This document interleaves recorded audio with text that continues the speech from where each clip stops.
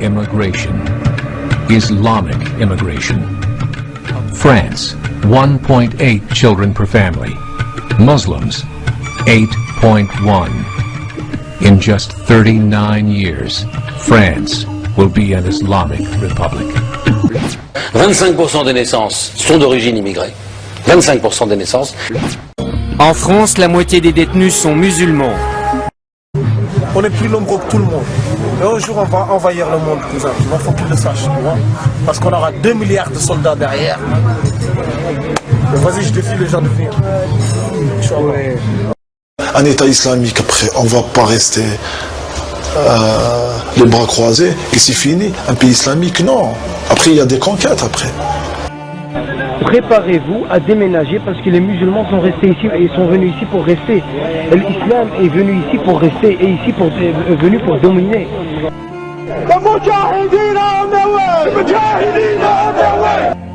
Ils sont prêts à tout signer, à signer un certain nombre de textes spécifiant qu'ils respecteront la laïcité, spécifiant qu'ils respecteront un certain nombre de valeurs de la République, de démocratie, de tolérance, de laïcité, de tout ce qu'on veut.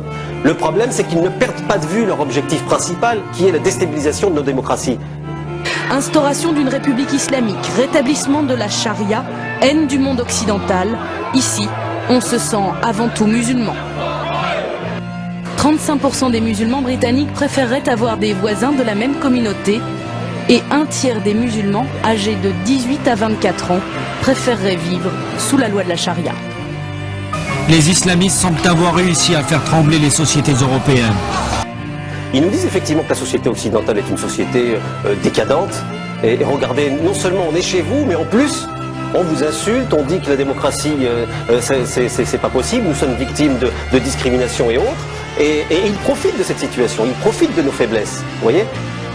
Moi j'habite le 18e arrondissement. Venez le vendredi, rue Mira. Et vous ne pourrez pas circuler rue Mira. Parce que rue Mira, elle est fermée par des islamistes.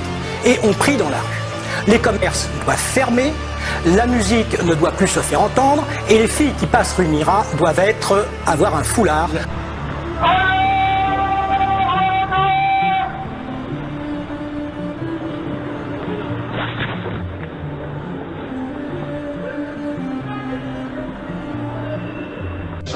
Une femme peut-elle faire du vélo?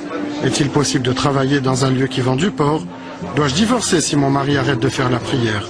Dois-je quitter la table si mes collègues de travail boivent de l'alcool? C'est l'islamisation de la vie quotidienne.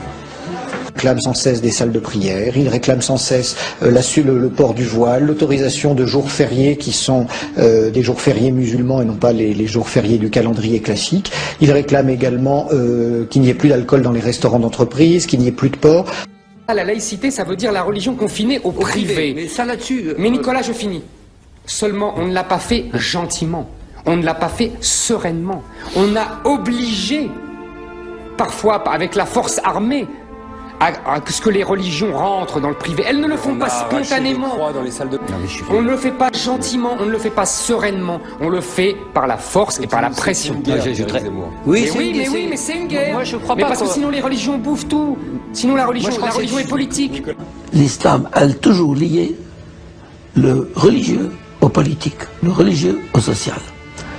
Religion et société sont devenus inséparables. En France, sur plus de 1300 lieux de prière, seuls 200 imams s'abstiennent véritablement de tout discours politique. Ici, il y a plus de 4 millions de musulmans. On pourrait avoir une influence énorme lors des élections. En fait, eux, ils disent, si on arrive à avoir que des musulmans pratiquants, nécessairement l'État deviendra musulman. Beaucoup de radicaux en France empêchent les terroristes de passer à l'action en disant « Nous allons peut-être gagner les élections dans les municipales dans les années à venir ». Toutes les sociétés musulmanes ont été des sociétés intégratives, globales, globalisantes, totales, totalisantes, pour ne pas dire totalitaires. Until you embrace Islam, as Prophet Muhammad, peace be upon him, stated, I was commanded to fight people until they testify that there is no true God except Allah.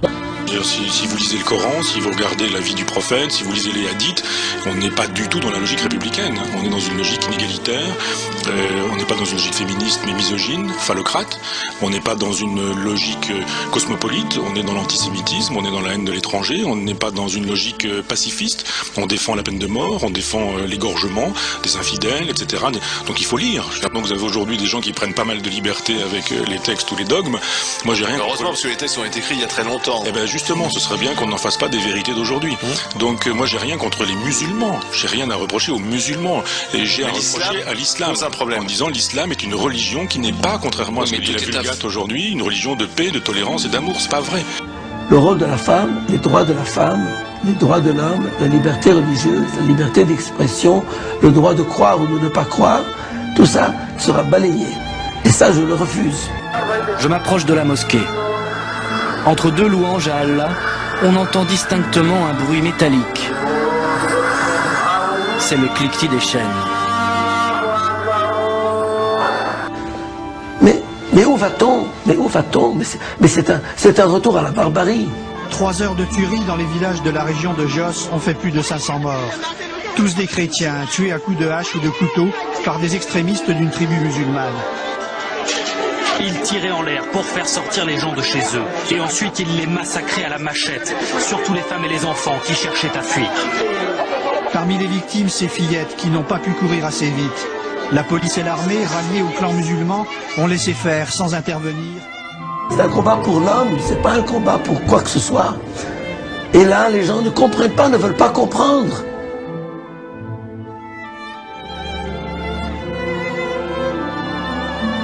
Sur l'homosexualité, les propos reviennent au temps les plus sombres de l'histoire. Jugez vous-même. La seule question que se pose Youssef El-Kardaoui porte sur la nature de la sentence à appliquer. Est-ce qu'on tue l'actif et le passif? Par quels moyens les tuer? Est-ce avec un sabre ou le feu ou en les jetant du haut d'un mur? Cette sévérité qui semblerait inhumaine n'est qu'un moyen de débarrasser la société islamique de ces êtres nocifs qui conduisent à la perte de l'humanité. Si demain la France devient musulmane, bah effectivement, c'est la charia qui devrait prendre le truc. Et alors, juste un truc, là vous me faites peur. C'est vrai? Non, faut pas avoir peur. Mais ces valeurs que vous avez conquises de longues luttes, hein, êtes-vous prêt à les défendre?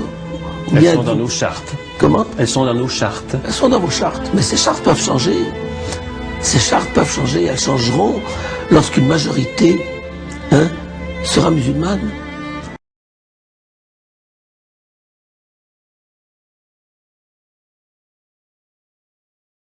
Qui est prêt aujourd'hui à mourir pour les valeurs de l'Occident?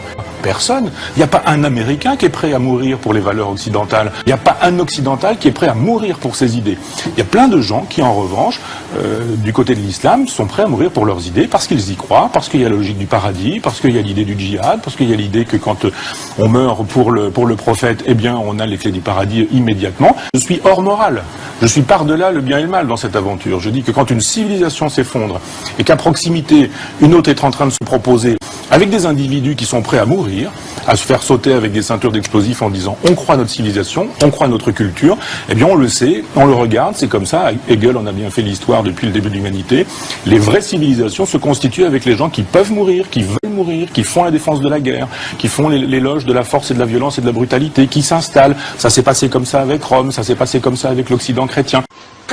Même s'ils vous expulsent, même s'ils nous expulsent, même si vous quittez ce pays, même si nous quittons ce pays, même s'ils vous achèvent, même s'ils nous achèvent, une chose est sûre, la graine a pris dans la terre.